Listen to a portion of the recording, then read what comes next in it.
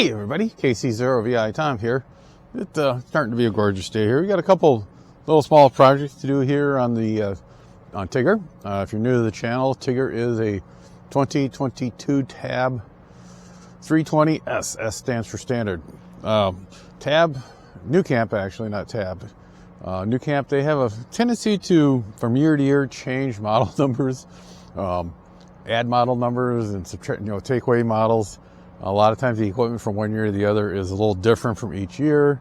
So when you're talking to other New Camp owners, you got to be really specific on what year you have, especially if you get in the forums and you ask somebody for help, how to flush your system or you've got a problem. That's usually the first thing that says, what year, excuse me, what year is it and what's the model number on? So, get over here a little bit out of the sun. On the 320, unlike most campers, we have little stabilizers. These are on each of the four corners. They are small stabilizers. They're 5.5 to 5 1/4. They're not quite square, and they're not, they're a little bit rectangle. And if you have these on your existing camper, oops, here we go. You notice that the amount of weight that they put on them and the amount of footprint you have, they tend to dig in the ground, so you have to get one of these, either a piece of wood, or I like to use these guys, place underneath there to distribute that the weight, so you're not sinking the stabilizer in the dirt. Well, now company Snap Pads, they've been making shoes, pretty much what they are, shoes, stabilizer pads to go on stabilizers, and most of the ones they make are for the larger round style stabilizers you see on Class A's and fifth wheels. Well, they've actually came out with snap pads for our tabs. These are little 5 1/4, 5.5, whatever you want to measure them, like it says. And not too bad. These are, again, snap pads make their stuff out of recycled car tires, they call. And they got that funny feeling and smell of tires. As you can see, I got them on each of the four corners. There wasn't really any instructions, and on the their website it just says, put the pad down and run these stabilizers in and out a couple times. So I went online, and one guy was saying use nothing, just put them on there like snap pads saying, run them down. I did that to one, and it didn't really work too good. And there was another guy that says a little bit of thin oil, like sewing machine oil. I wasn't too thrilled about that. And another guy I seen was talking about using dishwashing soap. And I use that Dawn dishwashing soap that's in a pump bottle. So I put some of that on the second one, and that went on okay. And the third and fourth one, I really laid on the soap, and they snapped in almost immediately. What you got to do is run the pad, the stabilizer up and down on the pad, and it'll work your way in. Then I let them sit for a couple hours with them down, putting a lot of pressure on them.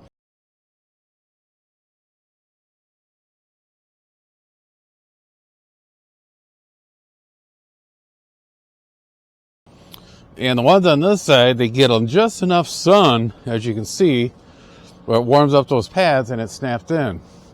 So I think what I'm going to do today is remove the wheel tracks and spin this around so this side gets in the sun, and we'll see if we'll get those snapped in.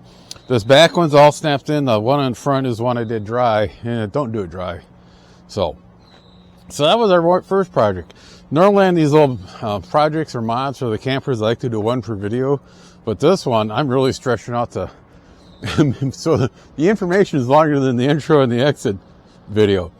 The second thing we're going to talk about is this little AM/FM antenna for the stereo. Very disappointed in this thing. It's just too small to get good FM reception. New Camp needs to get a better electrical entertainment person in charge.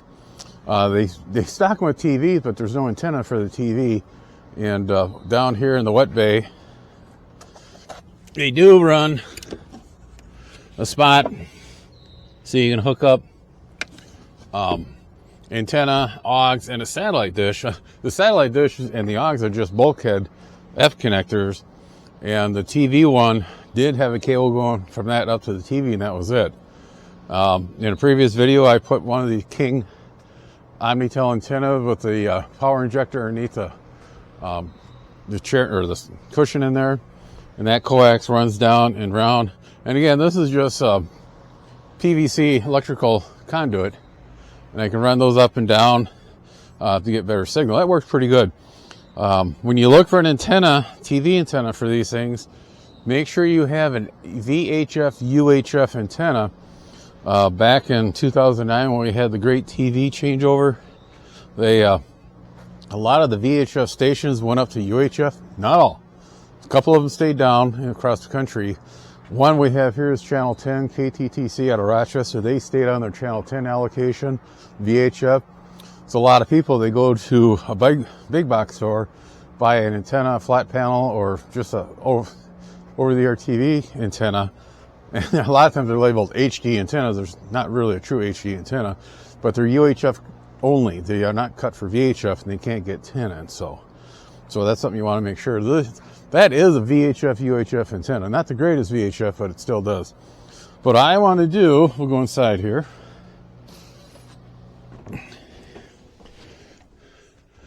This is where that little AM FM antenna comes in. I'm going to take this off. I think this coax is bad because I noticed when I was moving it around, my AM FM stations were cutting in and out, so it's a bad antenna, defective. There's no sense of getting hold of new camps, sending me a small antenna that's not going to work. I hit the local auto parts store and just picked up a generic replacement antenna, and we'll get that. We'll take this one off. This will have to drill out that hole a bit bigger, put it on here. There'll be a couple screws, some RTV, and it's going to stick up a little higher, but it should be a better reception, because there's nothing nicer than sitting in a campground at night with the radio playing softly to some good music, and or if you got a storm front moving through, it's real important that you're able to tune in the local AM or FM station and find out what the weather report is. So, okay, took the old antenna off. We had enough RTV gooped up in there, so I wiped that down. Here's the old antenna, with just a little nut on the inside, and that was the spacer, and you can see the amount of RTV. The mount for the new antenna, I'll make sure that the hole is below the main hole, screw hole, so it doesn't interfere. We'll get some RTV on that, get that slid in there. Go take a peek inside and see what we can see in here. There's a hole that they had actually pre-drilled. I don't have to drill any holes. I'm quite surprised. We'll pop that out and get that fit in there. I think we got her. Okay, as you can see, we got a little spring mount, goes up. It's a lot longer than what was on there. Got our RTV'd up. We got her nice and tight. We tested out earlier, Duke, somewhere around here. A lot more stations. I mean, I'm getting Rochester, Mason City, that little antenna. I couldn't get the Rochester station. So yeah, big improvement. If I remember right, at the local auto parts store, I paid like $12.99 or $13.99. It was under $20 for this antenna. Has more than enough coax. So I just made a little coil, probably 8-inch coil, and it's behind the radio. And let's go inside here and I'll show you what we got going. Come through the hole they had drilled in there for their antenna was more than ample size, going through the sidewall. Then this cutout here, again, more than ample size. Well, I'll probably do it right now. I got screws in there. I may take those out and put little nuts and bolts and washers and lock washers on there just so it's more secure. But like I said, the radio is getting a lot more. New hairdo? No. This morning when I was getting ready to finish this project, I found out that the water heater's leaking. So, I haven't had a shower yet today. Thank God this is the smell-o-vision. On that, Duke, you want to say something to your fans? You're coming about due for a haircut, aren't you? 7th year, everybody, and camping season pretty close. I'm almost ready to start de-winterizing this. Won't be doing anything on that because it's pretty much, you can go back on my channel and there's other channels they talk about de-winterizing. Big thing to remember on de-winterizing your water system is hook the water up to the city connection, crack all the faucet valves open and run the water through there. I'd fill the freshwater tank up, then make everything dry, make sure all your low points are open, drain everything down, and let it dry out that way. I've never had to add bleach to my water systems due to the fact that as soon as I'm done camping, we drop all the water and let it dry out. You get bad water by leaving water in. You don't want to do that. You want to make sure as soon as you're done camping, drain everything. So, enough of me. 7-3, everybody. Take care. Be sure to tell your friends, neighbors, other hams.